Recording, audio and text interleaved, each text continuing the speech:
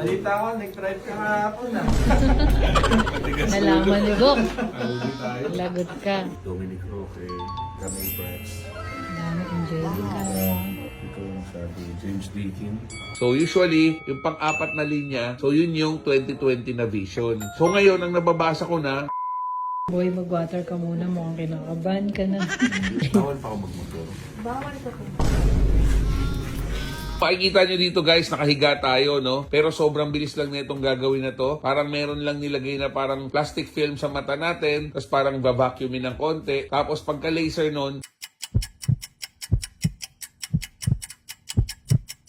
boom, ganun lang kabilis. Parang wala pang 1 minute bawat mata. At okay na tayo. May follow-up check-up ulit tayo. So good morning guys, day 2 after natin magpa-LASIK procedure kahapon, no? So ngayon dito lang tayo nagstay sa Hotel 101, dito lang din yan sa BGC. So para hindi na kami umuwi ng Novaliches at bumiyahe uli ngayong araw dahil ang follow-up check-up natin is the next day after ng procedure. Syempre masilaw pa rin, lumuluha pa rin ng konti pero wala nang sakit, malinaw na, nakikita ko, nakakabasa na lahat. Pero syempre shoutout natin si WeQ. So ito yung pinakabagong shades guys na kakaiba, no? Nababago yung liwanag. So yan, no? Pwedeng clear na parang smoke lang, pwedeng medium lang, pwedeng dark, yun know. Diba? Ayos ba yan? So ito yung gagamitin natin for the meantime dahil sobrang silaw pa. So ganito muna yung gagawin natin. Napaka-forma niya guys, napaka-angas, battery operated. Tapos dito yung pinaka-slide niya. You know. So sa mga interested guys, lagyan natin yung page dito ni Sir Carlito Gocedeño. So pwede po kayo mag-inquire sa kanya sa personal account niya. Pag interested po kayo sa mga auto-dimming na shades na bagay sa ating mga nagpa-LASIK at syempre bagay sa mga mahilig sa outdoors. So tara, punta na tayo sa Shinagawa BGC. Let's go. So dito na ulit tayo ngayon guys sa Ore Center building dito sa BGC. So follow-up check-up natin after ng LASIK procedure natin kahapon. So nandito na ulit tayo sa Shinagawa BGC. So i-check na lang yung mata natin kung kumusta na, ano nangyari. So, syempre, dadaan ulit tayo sa mga test. Titingnan ulit kung gaano nakalinaw yung mata natin. So, kung nakikita nyo dyan yung parang mga binabasa na guhit-guhit. So, usually, yung pang-apat na linya, so yun yung 2020 na vision. So, ngayon, ang nababasa ko na, pangalawa mula sa baba. So, ang vision ngayon ng mata ko is 2012. So, mas malinaw pa siya ng 2 lines compare sa normal na vision. Before, kahit naka-eyeglass ako, nasa pang-6, pang-8 yung nababasa kong guhit. Kahit may eyeglass ako before. Babasa mo na. 12 boy. Wow, galing mo, boy. 12 boy. Congrats. Graduate ka na.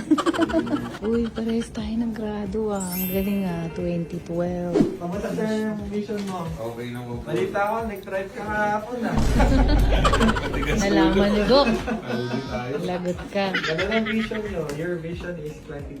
Kayo po ay 2 lines better than 2020. But usually po yung unang araw, medyo maulap, mausok talaga yung nakikita bukod sa maulap.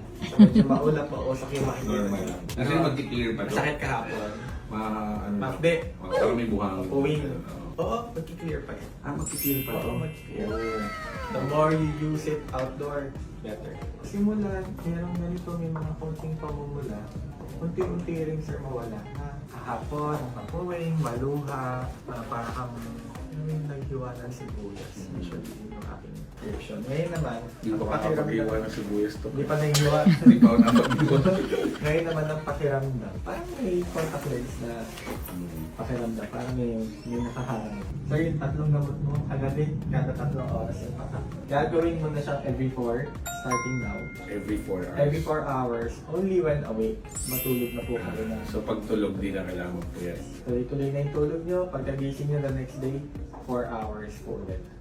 Avoid rubbing your eye. Huwag mo munang basahin today. But tomorrow, payagan na kitang mag-full shower. Pikit lang. Wash your face gently. Yung konting pumapasok na tubig, konti is okay. So, no? Pero yung submerge bawal pa yun. Kung oo, wala mo na swimming ng 1 month. Tama yan, nakasuot kayo ng sunglass or yung goggles when you're indoor. Pag nag-ride ka, wala nang goggles ha. Yung helmet lang. Okay. Okay kayo. Yung gamot ninyo, sakto po yan ng 1 week. After 1 week, mag-check po tayo ulit. Depende sa healing ng mata nyo. Kung may konting maga, mag-extend kami ng konting gamot. Pagka wala naman ng maga, tas okay naman na lahat, puro lubricant lang tayo. Dito prescribe namin sa inyo. So parang ubusin namin yung gamot na yun. Yes, ubusin niyo po yan. Sakto po yan ng Meron 1 pa week. rin po.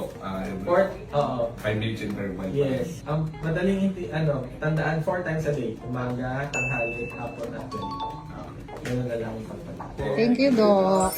Thank you. So ngayon, sobrang sulit, parang magic talaga. So isa to guys sa pinaka-best decision na ginawa ko sa buhay ko. Sobrang worth it. So hindi kayo magsisisi. Napakalaking bagay na LASIK procedure tayo kasi malinaw na uli yung paningin natin. Guys, ang mga ginagawa nila. Yan. So, Dominic Roque, Camille Prats, Si Chris Lawrence. Dami Angelica. Si Bugoy. ito sabi, James Deakin. Anli Kapian. Meron silang lounge dito guys. Sobrang ganda. Ang lawak.